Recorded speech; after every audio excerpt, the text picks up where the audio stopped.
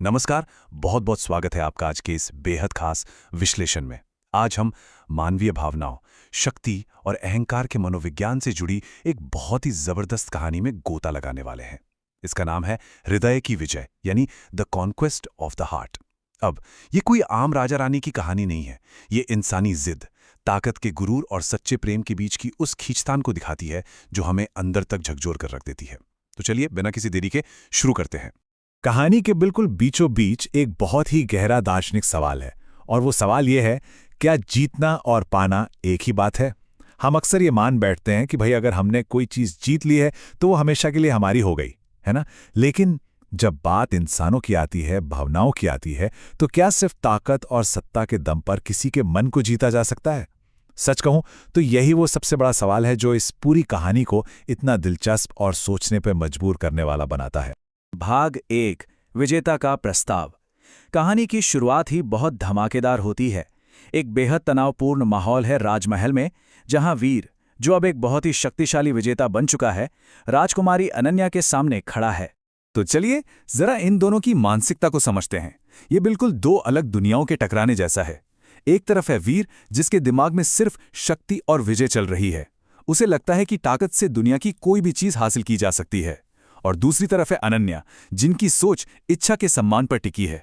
वीर का सीधा सा मानना है कि ताकत से प्यार खरीदा जा सकता है, लेकिन अनन्या के लिए प्रेम पूरी तरह से आज़ादी और एक दूसरे के सम्मान का नाम है। अब वीर की ये सोच देखिए कि हालात बदलने से शायद भावनाएं भी बदल जाएंगी। वो कहता है, अब भी मैं वही वीर हूं, बस हालात बदल गए हैं। क्या अब मेरा प्रस्ताव स्वीकार करोगी? जरा सोचिए, वीर ने अपनी पूरी पहचान, इतनी बड़ी सेना, ये असीम शक्ति, ये सब कुछ सिर्फ और सिर्फ अनन्या को पाने के लिए खड़ा किया था। उसे पक्का यकीन था कि अब वो एक विजेता है तो अनन्या उसे मना कर ही नहीं सकती। और सच बताऊं तो ये एक बहुत ही आम इंसानी भूल है, अपनी भौतिक सफलता को भावनाओं की चाबी मान लेना। भाग 2, प्रेम की परिभाषा। अब वीर के इस प्रस्ताव पर अनन्या का रिएक्शन कैसा था? उसकी आंखों में वीर के लिए कोई तारीफ नहीं थी, बल्कि सिर्फ गुस्सा और एक गहरा अपमान झलक रहा था। और यहीं पे अनन्या प्रेम की जो परिभाषा देती है, वो वीर के उस विजेता वाले गुरूर के सच में टुकड़े टुकड़े कर देती है।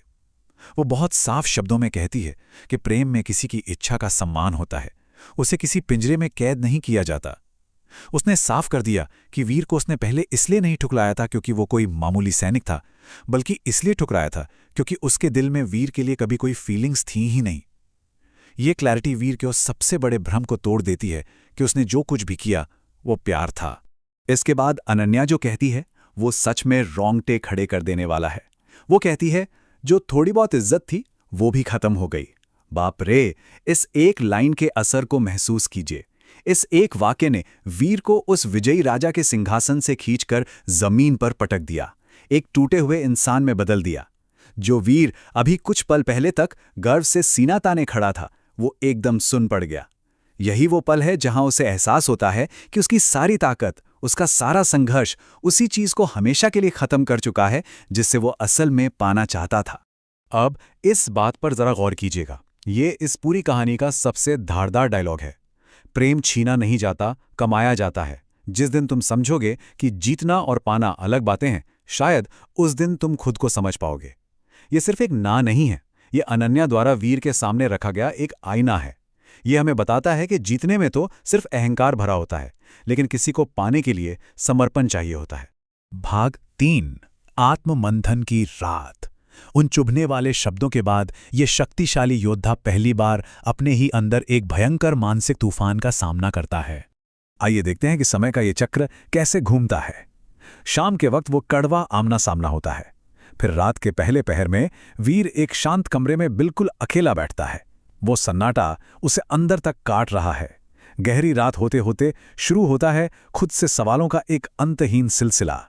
पहली बार वो अपने जीवन के सबसे बड़े फैसले पर सवाल उठाता है। उसे समझ आ जाता है कि हाँ, राज्य तो जीत लिया, लेकिन जिस दिल को वो पाना चाहता था उससे वो कोसों दूर हो गया। और फिर अगली सुबह वो राज्यसभा बुलाता है। भाग 4, राज्य की वापसी। और सुबह का सूरज एक ऐसे हैरान कर देने वाले फैसले के साथ उगता है जिसकी उम्मीद किसी ने सपने में भी नहीं की थी। वीर भरी सभा में घोषणा करता है, आज से आर्यगढ़ पर मेरा नहीं, फिर से राजकुमारी अनन्या का अधिकार होगा। इस बात का वजन महसूस कर रहे हैं हम। एक इंसान जिसने अपनी पूरी जिंदगी, अपना एक एक कतरा इस राज्य को जीतने की तैयारी में झोंक दिया, वो एक ही पल में सब कुछ वापस कर देता है। ये कोई हार नहीं थी, बिल्कुल नहीं, बल्कि ये तो उसके अंदर चल रहे उस सफर की मंजिल थी, उस आत्ममंथन का सम्मान था जो उसने पिछली रात किया था। वीर अनन्या की ओर देखता है और अपनी भावनाएं बिल्कुल साफ कर देता है।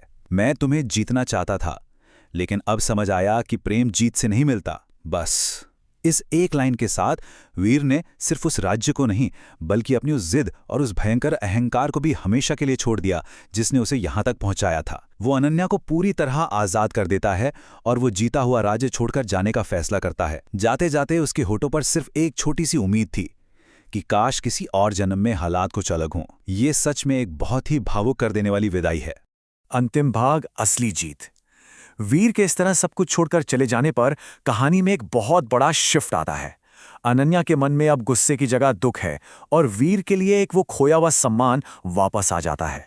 तो सबसे अहम बात जो हमें यहाँ समझनी है वो ये है कि ये सिर्फ सब कुछ छोड़ देने की कहानी नहीं है। इस विचार को जरा गहराई से समझिए।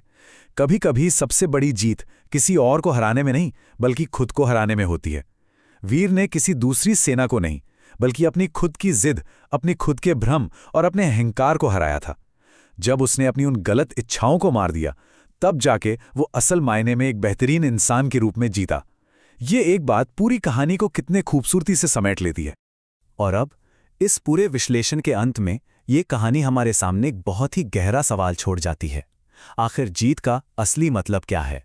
क्या ये पूरी दुनिया को अपने सामने झुका लेना है, या फिर अपनी ही भावनाओं पर काबू पाकर किसी को स्वतंत्र कर देना है? जब भी जिंदगी में किसी चीज को पाने की जिद हम पर हावी होने लगे ना, तो इस सवाल पर जरूर विचार करना चाहिए। इस विश्लेषण में हमारे साथ जुड़ने के लिए आपका बहुत बहुत शुक्रिया।